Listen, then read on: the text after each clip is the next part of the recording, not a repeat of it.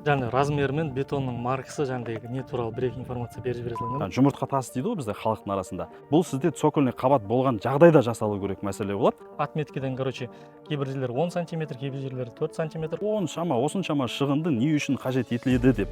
Балочканы айттыңыз ғой. Подбетонканың мәселесін ескеріп, барып подушканы құйғандарыңыз дұрысырақ. Бетонға цемент пен су керек, яғни влага керек болады. Негізі норматив бойынша выброс-каток өту керек. Ақшаны экономдау мақсатында бұны жасамайды, бірақ мүмкіндігінше бұл ақша экономдайтын жер емес екендігін ескерсе деп осымен бөлісіп жатырмыз.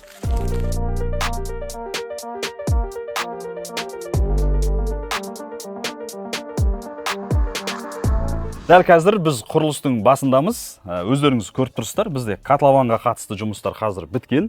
Алдарыңыздағы бұнау бізде подушка емес, бұл подбетонка. Осы котлованға қатысты қандай жұмыстар жасадық, қандай процесстерден өттік, не нәрселер ескерілу қажет деген сұрақтарға бүгін біз Рүстем бауырымыз екеуміз жауап беретін боламыз. Бізбен бірге болыңыздар. Мынау көріп тұрған подбетонкаға қатысты да нені ескеру керек, қандай ақпараттармен бөлісу керек, соның барлығымен толық рет-ретімен айтып өтетін боламыз. Так, біздегі мынау котлованға қатысты Раке, қандай ақпараттармен бөлісе аламыз? Размері, биіктігі, біз қанша тереңдікке түстік? Отметкеге қатысты ақпараттарды берейік. Отметкеден бастайық. Мынау қара маркермен сылған, бізде брусчатканың үсті. Осы брусчаткадан 70 сантиметр бізде фундамент көтерілетін болады. Біздің ноліміз, бірақ бұдан 1 метр биіктікте орналасқан. Біз котлованды 4-45 қылып қаздық. Ол жерде проектте 1 метр трамбовка берілген. Бізде бірақ котлован қазылу барысында бір-екі мәселелер шықты алдымыздан.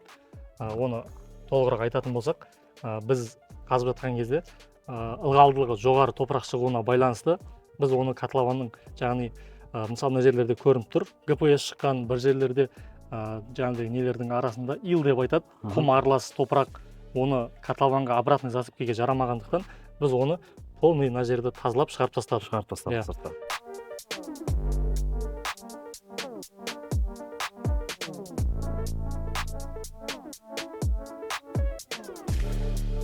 Одан кейін жаңағы құрылыстардың арасында жұмыртқа тас дейді. Сол тастармен бір слой төсеп шықтық. Ол жаңағы енді влажностьқа, су шыққанға байланысты биіктіктері өзгере береді. Біз сол бір слойдан кейін уже примерно бір 30 сантиметрде оны тоқтата алдық. Жаңағы немізді, ылғалдылығымызды. Так, валунды біз бір слой толық төсеп өттік. Бірақ кейбір ситуацияларда ол енді әркімде әртүрлі болады. Валун тоқтағанша жұмыс істеу керек болады. Мысалы, 2 рет, 3 рет до отказа дейді ғой, тоқтағанға дейін жаңағыдай толық төселіп, техникамен трамбовка істеліп, сөйтіп жасалады.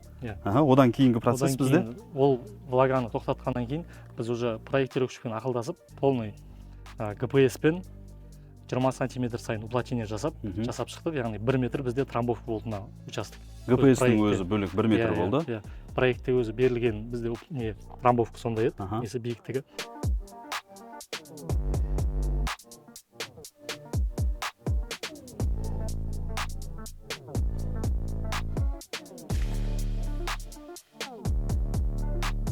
Котлованың размері 23-ке 18-де 60. Өткенде айтып өткеніміздей, біз осьтен 1,5 метр жанға қашамыз дедік. Өйткені мына жерде қарасақ болады.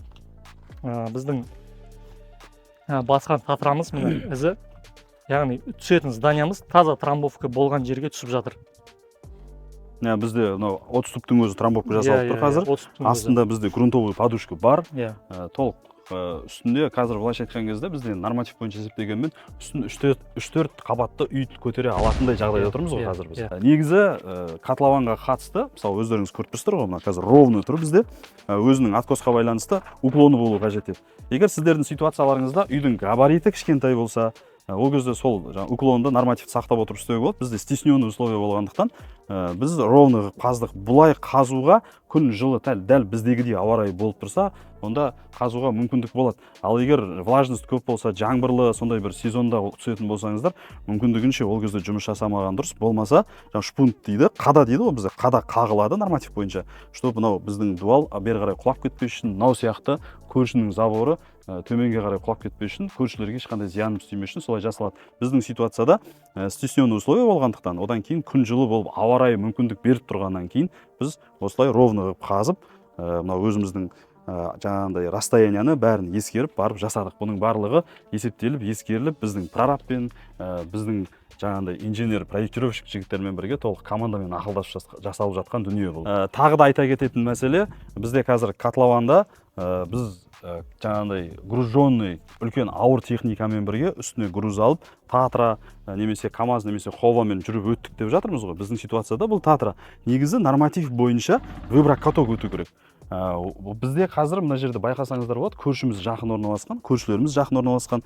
Егер сізде новостройка болса, жан-жағыңызда көршілер әрі құрылысын аяқталмаған болса, ең дұрысы сол вибратормен, виброс-катокпен өткеніңіз дұрысырақ болады. Көршілерге дискомфорт тудырмас үшін және ол кісілердің үйіне қауіп төндірмес үшін біз ауыр техникамен жаңағындай бір жолақты шахматный порядке 4-5 рет, 7-8 рет негізі мүмкіндігінше өткен дұрыс болады. Біз сол дүниенің бәрін сақтап, қазір астымызда тұрған толық бізде грунтовый подушка дайын тұрғанын көріп тұрсыздар. Нұреке, бізде бүгін подбетонканы құйып біттік. Подбетонканың бірінші маркасіне, одан кейін размерлеріне қазір тоқталып өтем. Маркасы марка 100 бетон, яғни B75 класс деп айтады. М100. М100, М100. Біз қарап отырсаңыздар, осьтен 60-62 жаққа қарай қашып, 1/20 размерде подбетонканы құйып шықтық. Өйткені біздегі подушканың размері 1 метр. Яғни біз запасын алдық, ол жерге апалып тұру керек, ертең арматураны қағу мәселелері бар деген сияқты. Осы біздегі қазір құйылып тұрған подбетонкаға қатысты көпшілігі не үшін осындай артық шығын жасап жатсыңдар, бұл вообще бізге қажет емес қой, бұлай көпшілігі жасамайды деген сияқты бізге кейде Instagram парақшада комментарийда жазып жатады. Біз қазір қысқаша түсіндіріп өтейінші осыны. Мысалға қазір көріп тұрсыздар, ширинасы тұр, бірақ қалыңдығы қатты қалың емес деген былай көрініп тұр.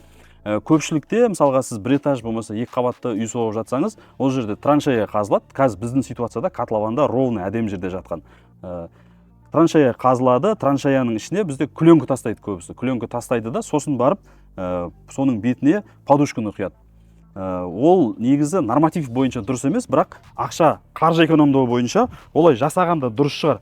Бірақ подбетонканың плюсіне тоқталатын болсақ, сізде траншея ровный қазылмағаннан кейін, ол жерде кейбір жерлерде 10 сантиметр, кейбір жерлерде 3 сантиметр, даже кейбір жерлерінде 20 сантиметр болуы мүмкін, поверхностьті беткі слойды ровный қылып жасау мақсатында. Бұл жердегі ең үлкен 3 плюсті айтатын болсам, ең біріншісі бізде осы подбетонканың бетінде подушкаға тоқылатын арматурамыз ровно жатады. Одан кейін астында бізде қалай айтылатын? Фиксатор. Так, астында бізде қойылатын, арматураның астына қойылатын фиксатор.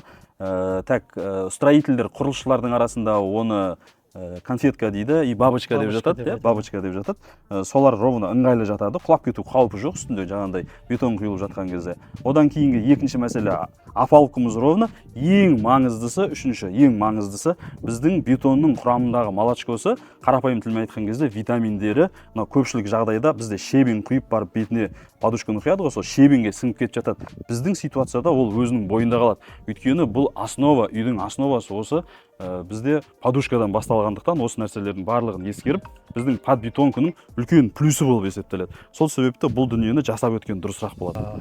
Жаңағыдегі подбетонкаға қатысты саған вибрацияға қоя саласың ғой негізі. Подбетонкаға қатысты біз тағы бір айтатын нәрсе, жаңағыдай Нұрекең айтып өткендей, бізде проектте 10 сантиметр берілген. Бізде мына жерде техника жұмыс істеген үшін бұл жерде ол 0-0 қылып шығара алмайды. Біз осы подбетонкамен өзімізге керекті уровеньде тегістеп алдық. Бізде ең көбі бұл жерде 10 сантиметр болды. Кейбір жерлер 5, 6, 8 сантиметр деген сияқты. Одан кейін тағы бір жаңағыдай Нұрекең айтты ғой, яғни цементный молочка кететін болса, ол кезде бетонның өзінің маркасын ары қарай жинау қаупі бар, яғни жинай алмай қалуы мүмкін. Өйткені гидратация процесі жүру үшін бетонға цемент пен су керек, яғни влага керек болады. Яғни влагасы кеткен бетон, ол уже өзінің беріктігін ары қарай жинай алмай қалады. Сіңіп кеткен жағдайда, щебеньге, жаңағыдай тасқа, топыраққа. Одан кейін жаңағыдай трещина болуы мүмкін деген сияқты. Бізде Инстаграмға, комментарийға көпшілігі жазып жатады. Участогымыздың жолдан төмендігіне байланысты біз подушканы тура жерді іштеңкені қазбай сол бойы құйсақ қалай болады? Енді бұл жердегі ол сұрақтың қойылу мақсаты ақша қаржы экономдау болып тұр ғой. Негізі мүмкіндігінше растительный слой деген дүние бар, кемі 30-40 сантиметр. Одан бөлек бізде глубина промерзания, ол енді әр өңірде әртүрлі көрсетіледі. Соны орта есеппен алатын болсақ, кемі жердің уровенінен 40 сантиметр түсіп барып, қазып траншеяны. Одан кейін барып подбетонканың мәселесін ескеріп, барып подушканы құйғандарыңыз дұрысырақ болады. Бұл ақша экономдайтын жер емес негізі. Осы этап бізде ақша экономдауға болмайтын этап.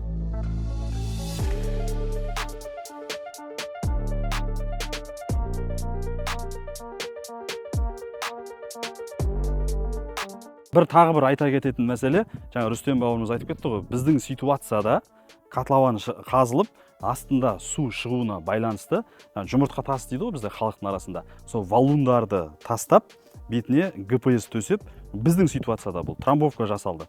Негізі көпшілік жағдайда, егер су шықпаған жағдайда, бұл басқа да құрылыс жүргізіп жатқан кісілерге қосымша ақпарат болсын, су шықпаған жағдайда местный грунтты, біз сыртқа шығарған местный грунтты 18-20% ылғалдылығын сақтап, иілеп, қайтадан 30 сантиметр сайын послойный трамбовка жасалып, бұл бізде грунтовый подушка, яғни сіздің подбетонка, подушкадан бөлек астындағы жасалатын үйдің цокольный қабаттың астында жасалатын трамбовка бұл. Бұл сізде цокольный қабат болған жағдайда жасалу керек мәселе болады. Енді құрылыста жүрген кісілер бұдан хабардар, құрылысын үйін енді бастап жатқан кісілер бұдан бейхабар болғаннан кейін бізден сіздерге қосымша ақпарат болу мақсатында айтылып жатыр. Осыған қатысты тағы да ойларыңыз болса, тағы да ескеретін мәселелер болса, болмаса сіздер ескермеген жайттар болатын болса, комментарийға жазып кетіңіздер. Ол жайлы біз келесі видеоларда сіздің сұрағыңызға қатысты тақырыпқа тоқталып өтуге барынша тырысып, соған қатысты ақпараттарды беріп өтеміз. Сосын тағы бір ескеретін мәселе, құрылыстың кезінде жаңа барлығы жасалды деп жатырмыз ғой, көпшілігі сұрайды, осыншама шығынды не үшін қажет етіледі деп. Грунтовый подушка деген сөз, қарапайым тілмен айтатын болсақ, сіздің үйіңізде цельный барлығы равномерно отыру үшін астында тұрған үлкен бір подушка деп есептесеңіздер болады. Бірінші мәселе. Екінші мәселе, сіздің сырт жақтан түсетін ертең водотводный дренаждар жасалмаған жағдайда, жаңбырдың, қардың сулары сіздің участогыңыз төмен, жаңағыдай көршілермен салыстырған кезде төмен деңгейде орналастырып, сіздің участогыңыз су жиналатын жер болып қалуы да мүмкін ситуациялар болады. Сол жағдайларда сіздің үйіңіздің астына сіңген табиғи сулар сіздің подушкаңыздың астына түспей, грунтовый подушкадан қашып барып, үйге зақымын тигізбейді. Осы мәселелерді ескеру үшін, осы мәселелер сіздерге пайдалы болу үшін осыны сақтап, енді көпшілігі ақшаны экономдау мақсатында бұны жасамайды, бірақ мүмкіндігінше бұл ақша экономдайтын жер емес екендігін ескерсе деп осымен бөлісіп жатырмыз. Біз келесі видеода осы подушкаға, фундаментке қатысты толық ақпараттармен бөлісетін боламыз. Біздің каналға тіркелуді ұмытпаңыздар. Және біздің осы YouTube каналдағы келесі видео қай уақытта шығатын білгілеріңіз келетін болса, Instagram парақшамызға тіркеліп өтсеңіздер, біз сонда барлық ақпаратпен қай видео қай уақытта салынатын туралы сіздермен толық бөлісіп отыратын боламыз. Сіздермен бірге болған мен, Нұрдәулет Алтен.